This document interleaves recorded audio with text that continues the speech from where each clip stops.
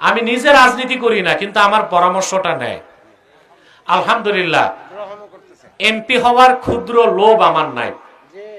যদি আব্বাসী এমপি হইতে চাইতো তাহলে আগের সরকারি এমপি না, ধর্ম প্রতিমন্ত্রী বানাবার অফারও করছিল, আমি নেই নাই। আমাকে ইসলামিক ফাউন্ডেশন না, বাইতুল মোকাররমে খতিব করার প্রস্তাবও এসেছিল, আমি নেই নাই। ইসলামী ব্যাংকের শরিয়া বোর্ডের চেয়ারম্যান করার প্রস্তাব আসছে, আমি নেই নাই।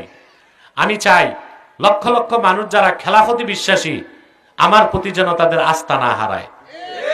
আমি খেলাফতের পক্ষে কাজ করে যাচ্ছি। আমি মৃত্যু হয়ে যাবে আমার, কোন একদিন আগামী প্রজন্ম বাংলাদেশে ইসলামী খেলাফা কায়েম করবে। আমি তাদের আস্থায় অবিশ্বাস আনতে চাই না।